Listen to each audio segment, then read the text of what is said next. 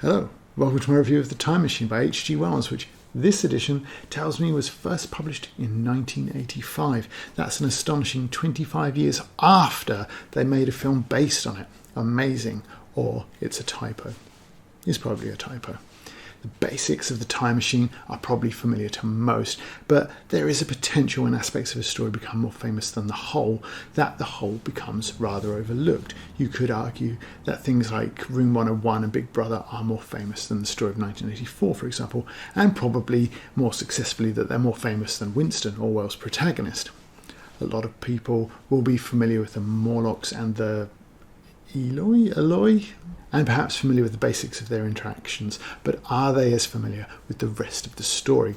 So let's get into the plot with the usual reminder that while this part can be skipped, using the slider below or the chapters in the description, no part of this review should be considered spoiler-free. The year the story begins is not determined, but there is enough about it to suggest it's intended as being contemporary to the author. The opening scenes are related by a guest at the Time Traveller's dinners, which is attended by a number of learned men, doctors, philosophers, journalists, scientists in various fields, including psychology, which would have been a new discipline at the time.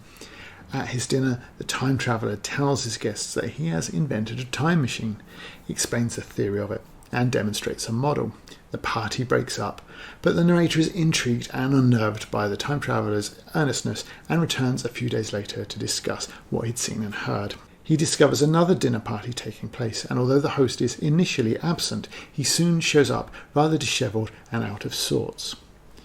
After taking some food, he relates the story of his initial test of the time machine, which had taken him forward to the year 802,701, coincidentally, though not mentioned in the text, the next year that Spurs will win the FA Cup.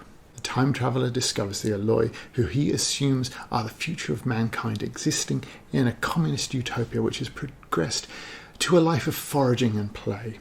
The Eloi are small, feeble and idle. They dress the same and they all look very similar to the extent that their gender is a little ambiguous. Even the younger Eloi are described as miniatures of the adults. The Eloi live in the ruins of grand mansions and have zero intellectual curiosity. After his initial explorations, however, the time traveller discovers that his time machine has gone. The Eloi, however, are far too lazy and stupid to have moved it, but he doesn't know how to get it back, so he sets about exploring some more. During his travels, he rescues one of the Eloi, Weena, from drowning, while all the others are perfectly content to observe her death without any real interest or any kind of intervention. Grateful, Weena begins to follow him around with a childlike affection, even as his exploration takes him further afield.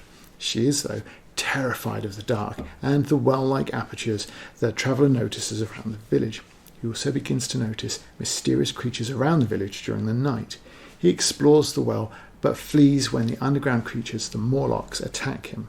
Exploring again, he discovers the ruins of a museum, but learns little except that the Morlocks are there as well.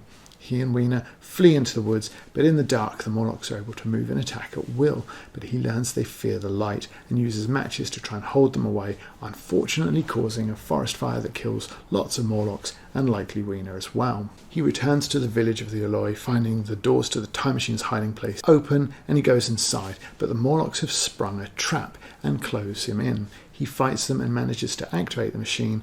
He travels forward to the point where the sun is going out and the world is swarming with crabs.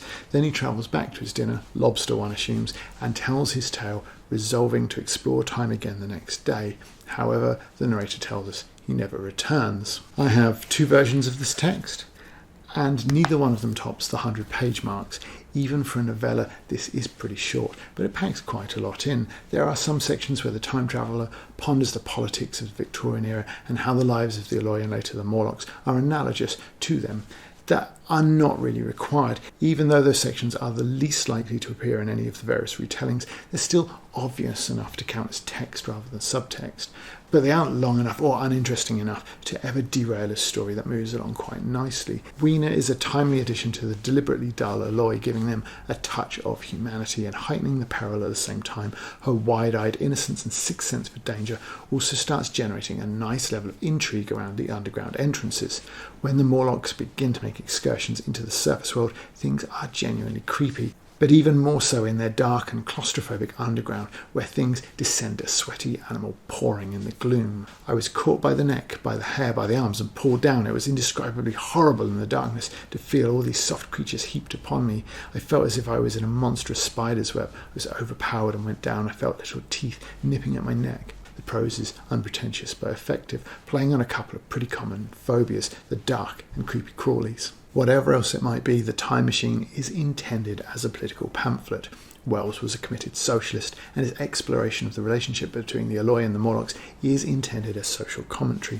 Despite one passage that will, by today's standards, be regarded as racist, the novel is a commentary on the relationship between the working class and the upper class in Victorian times. It also serves as a warning about what might happen if that relationship continues on its current course. The Eloi live a pastoral life of ease, their few needs provided for by the Morlock, who toil away out of habit. The result for the Eloi is that they have settled into this life and no longer indulge in any sort of work themselves. They forage, dance and play, and nothing else. Intellectual curiosity, physical development, indeed any kind of work at all, is alien to them, leading their buildings to fall into disrepair, and even with the threat of the Morlocks, there's virtually no attempt at defence.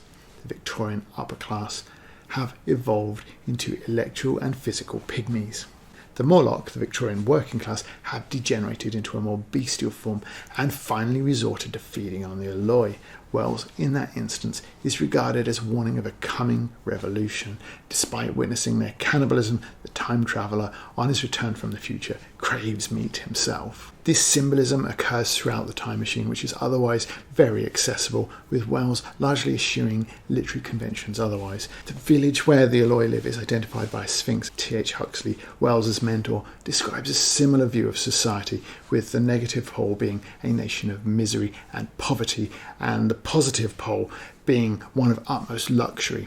This is, according to Huxley, not only our nature, but also a circumstance that will only continue or get worse. The riddle of the Sphinx, as he calls it, is to solve the problem before the disparity eventually causes the nation to destroy itself. And while certain scholars can content themselves with describing the Eloi as the exploiters and the Morlocks as the exploited, I think that is at odds with the depiction of the Eloi as fatted cattle. And if it was the case, I think that Wells would content himself with a fire depicting the progress of civilization and eventual revolution. The eating of meat is symbolic. The time traveller, in rejecting the Eloi's frugivorous nature, demonstrates hope that the fate of mankind that he says is inevitable is actually avoidable if his warning is heeded. He is, after all, upper class, yet rejecting the Eloi's ways. However, any hope that projects is then undercut by the narrator proposing to live as if the story is a work of fiction, even though he has seen Wiener's flowers that were brought back and prove the story is true, further supported by his reference to the time traveller only by that title. In conclusion, this brief novella is hugely influential, and with good reason. It is, though a little dated and occasionally didactic, a really interesting story full of ideas about man and his fate. Whether you share Wells's view of humanity or his politics or not, there is still a lot to enjoy about The Time Machine. It contains a decent adventure, enjoyable even when stripped of its politicking, and some good world building even in its short length. You could probably read The Time Machine in a single sitting, and if that small amount of physical and intellectual exertion saves you from degenerating into the Eloi, then it is well worth it. Liking and subscribing is the way to get more of this sort of thing.